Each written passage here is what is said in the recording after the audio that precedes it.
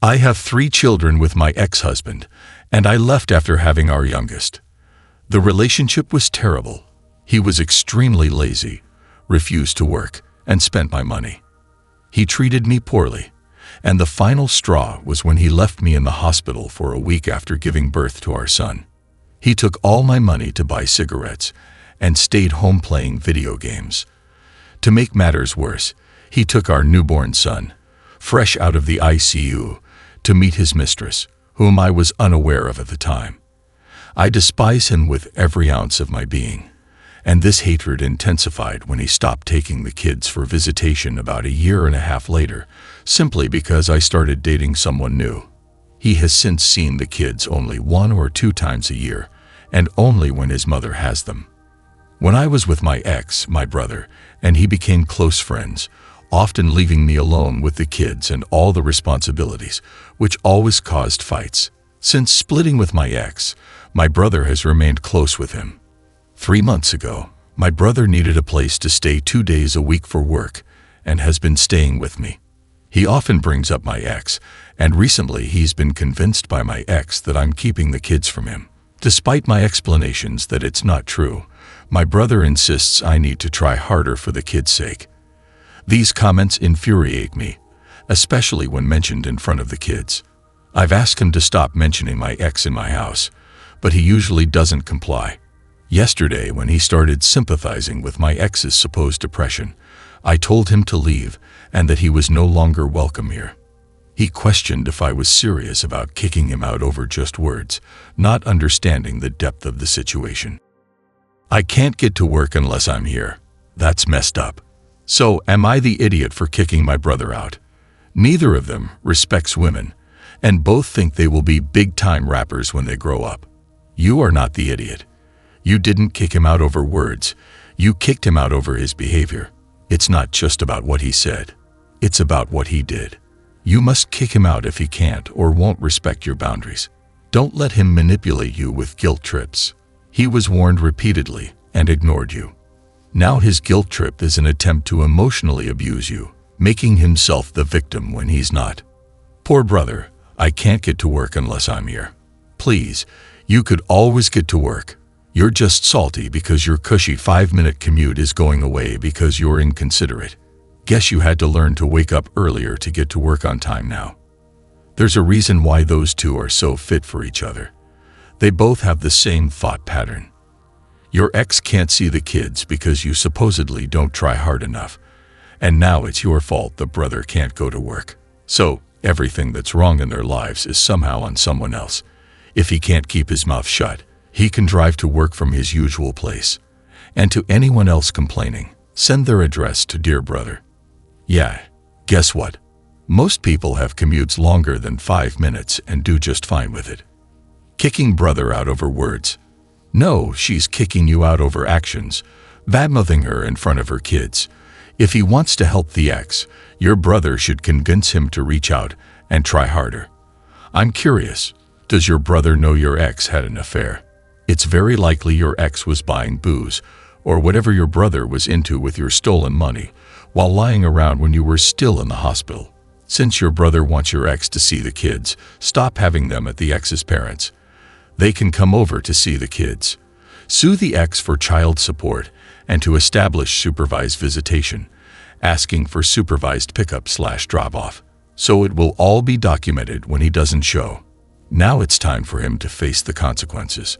I, a 53-year-old female, and my wife Abby, 50, have been together for over 30 years and married for 20. We adopted our son Jack as a toddler after his parents died. He's now 20. Bringing him up wasn't without difficulties, but he was a good kid with good grades and good judgment and didn't cause trouble on purpose. He always loved spending time with us, watching TV with us, and in his teen years, even began cooking with us, becoming somewhat of a Gordon Ramsay. Things changed a bit after we adopted our daughter, preteen Sam. Jack was a teen then. She was a troubled kid, bouncing around a lot in the foster care system. He loved her and really enjoyed being around her, showing her that this house was safe, which was basically everything my wife and I were trying to do. I wanted to be clear that we never asked him to be a parent. That was our job. He always offered to do things with her and often chose to be around her rather than his friends. He never had to babysit, but he occasionally did during small emergencies. He seemed slightly annoyed with her, but always told us it was frustrating to deal with her sometimes. Soon after his 19th birthday, he met a girl, 18 at the time, and his personality began to change. He grew resentful of us and of Sam. He'd make these weird or hostile comments towards Abby or me, and occasionally I caught him telling Sam about her biological family. I always tried to shut it down, but he'd make some excuse and go home. When I tried to talk to him, he expressed how he didn't want Sam getting in contact with her family, as it's a toxic family that's no good and very dangerous for her. Earlier today, my wife and I were speaking to him about his behavior, and he said that his girlfriend told him that we kept him from his family on purpose during his entire upbringing, and that adoption was a traumatizing experience that tore families apart. This stunned us, since we were always as transparent as we could be, and what remained of his family didn't want to talk to him. So we adopted him. My wife explained that we never tried to do that, but he called her a lying witch and told her to shut up, saying that we're baby snatchers. I immediately cut in and told him to leave and not come back unless it was to apologize. He left, saying that he hoped one day Sam wised up to us lying about her family as well, accusing us of being awful for ripping a girl away from her real family. I don't understand his logic, but he was clearly upset at us for what we did. I wish I hadn't kicked him out so we could have talked it through, but he was just throwing verbal abuse at the woman who cared for him most of his life, and I couldn't watch it. Am I the idiot? No, you're not the idiot. It sounds like you've been saying and doing all the right things concerning both kids. Also, by age 20, he should have much better control over his actions and words. He had no right to talk to you like that. Heck, by the age of 6, I knew better than to speak to my parents that way. I don't think you should backtrack at all on the ultimatum. If he gets in touch, you could be relieved or happy, etc., but stay firm on your rule. He still has to apologize, and it has to be heartfelt. No throwaway stuff like, all right, I'm sorry. He needs to know why he's sorry, and the apology should reflect this. Also, something else might be going on with him, not an excuse, but maybe an explanation. There's also a general anti-adoption movement. Some of their complaints are valid.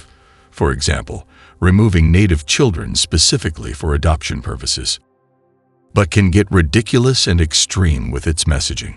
Adoption is a much more complex topic than many people feel comfortable admitting. At the same time, Opie and her family were not doing anything wrong, and it sounds like he's a case where the system worked well. Your son's girlfriend certainly is stirring things up. I wonder where she got her information. A TikTok video, maybe?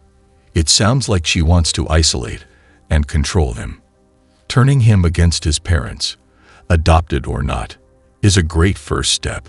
Hopefully, he'll come to his senses soon. Meanwhile, I would keep him away from Sam.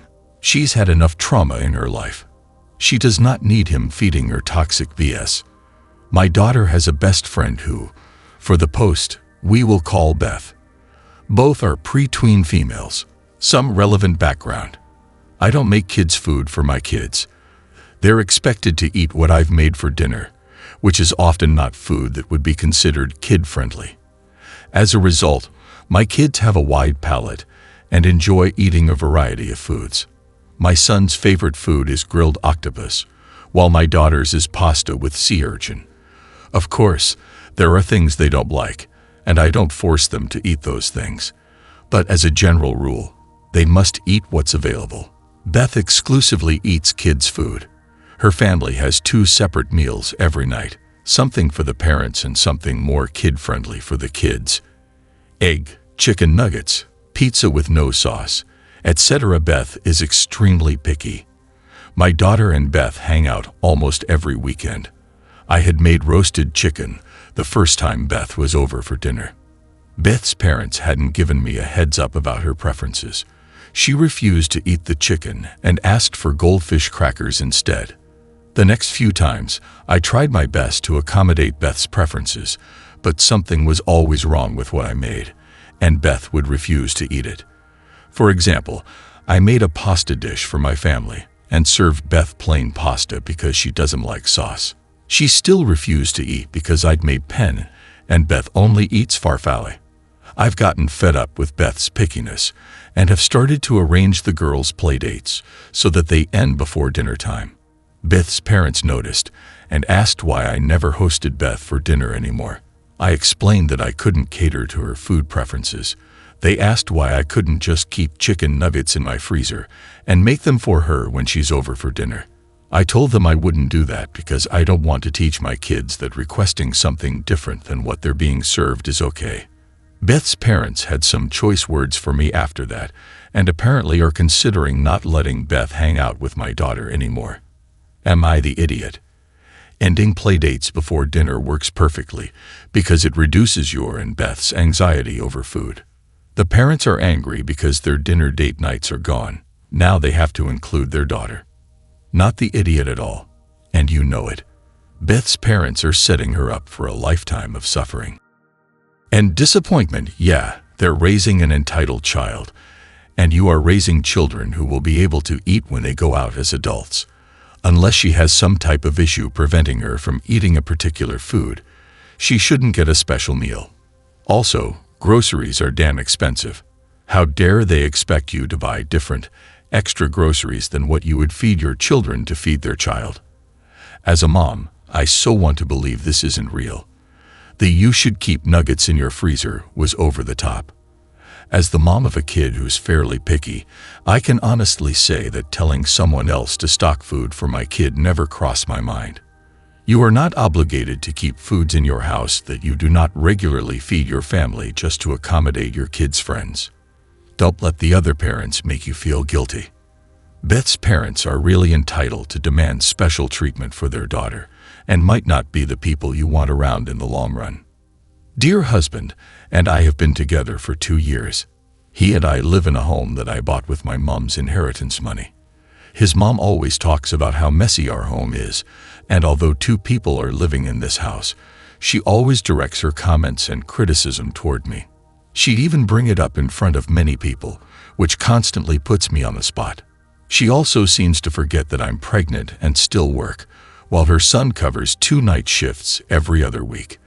Last week was my final straw. We were gathered at dinner, and she brought up how messy my home was the last time she visited. She lectured me for half an hour about it, then started shaming me for the state of the house. I snapped and told her it's so ironic and hypocritical of you to keep lecturing me on the state of my house as if I don't live with someone that you raised. She went silent, and my husband, and stared at me in disbelief. Things got awkward, and the next thing I knew, my husband stormed out, and dinner got cut short. We went home, and he yelled at me about how I insulted and humiliated him by implying that he was a lazy, dirty bum. He said it was a cheap attempt to get at him, when I should have just kept him out of the conflict his mom and I have. He's not speaking to me, and he's extremely upset. He went to stay with his brother and has been cold to me for days now, saying I used him as a tool to get back at his mom, and that he was innocent and shouldn't have been humiliated like that. Am I the idiot? Not the idiot, from my reading. The lazy, dirty bum didn't like being called a lazy, dirty bum in front of the person who raised him to be a lazy, dirty bum. I see no problem with your actions here, and he is right about one thing. He's a tool here, well. I see a problem. Well, he barely works, barely cleans, and won't intervene when his mom is unloading on you, and he thinks you should have protected him from her arguing. What exactly are you getting out of this relationship? At a minimum, I'd ban the mother-in-law from the house. Make a rule that she sees the baby only when you visit her, and make it clear that the minute she starts up with insults, you and the baby are leaving. This lady was being, at the very least, incredibly rude and misogynistic by implying that household chores are your responsibility because you are a woman. The fact that your husband just stood there and didn't care that she was being unfair and disagreeable, when he should have stood up and said, 1, it's not his mother's house, and 2, he also lives there and is equally responsible for the chores. On top of it all, he's now acting like a hurt toddler, giving you the silent treatment. You need to have a very serious talk with this guy soon. Enough there'll be a baby you need to care for, and he needs to know that he has to contribute and help with taking care of the baby and the house. I hope your husband grows up before the baby's here. Otherwise, you might be caring for 2 infants pretty soon. My 18-year-old self and my 50-year-old dad habitually drags me places just for an hour, a few hours, or an afternoon, only to stay for a very long time. It's frequent, and he doesn't accept me not coming with him. The same thing happened a few days ago. He wanted to go visit some of his friends and insisted I come with him. I told him no, I had an exam early the next day, so I wanted to stay home and study and go to bed early. He insisted we only stay for some coffee and then we'd go and wouldn't accept no. I reluctantly went with him, left home around noon. It was about a 50-minute drive, so too far to walk back home. I was basically ignored once he saw his friends, so I sat on the couch trying to study from my phone. At 3-ish, I asked to go back home, and he said we'd leave as soon as he finished his coffee. At 4, I asked again, and he told me later. At 5, I asked again, and he got annoyed and told me we might as well stay for dinner. After dinner, at 8-ish, I asked again, and he said as soon as he finished his beer. I reminded him that I had to get up at 5:30 the next day, so I'd like to go soon. When he got another beer, I left quietly and called a cab. I used his card to pay. I have a second card from his account for groceries and such. I didn't take his. It took him nearly an hour to realize I was gone. He called me, and I told him I was nearly home and was going to bed. He was really mad about me leaving without telling him and using his card to pay for the cab since it was a pretty long ride. I just wanted to study and get enough sleep. Am I the idiot? Edit. He wants me with him so often because he doesn't think I'm social enough, and sometimes to drive him home so he can drink. If I refuse to go, he guilt trips me, yells, or refuses to speak to me. You're not the idiot. You're obviously not going to be more social with 50-year-old men when you're an 18-year-old woman. You're the designated driver. You need to express your disappointment that your studies are taking a backseat to him going out. Let him know that his doing this is putting a strain on your relationship with him, and it should stop before it damages your father-daughter relationship. You're going to have to learn to say no. If he gets angry, guilts you, etc., you're going to have to learn to live on your own or invent other plans on the spot. Do you want to study? You have a study group at the library. There will be plenty of people you deal with in your life who will attempt to manipulate you, which is what your dad is doing. So stay calm, stay polite, but keep saying no. Don't get drawn into arguments. You're 18, an adult, and you get to decide how you allocate your time.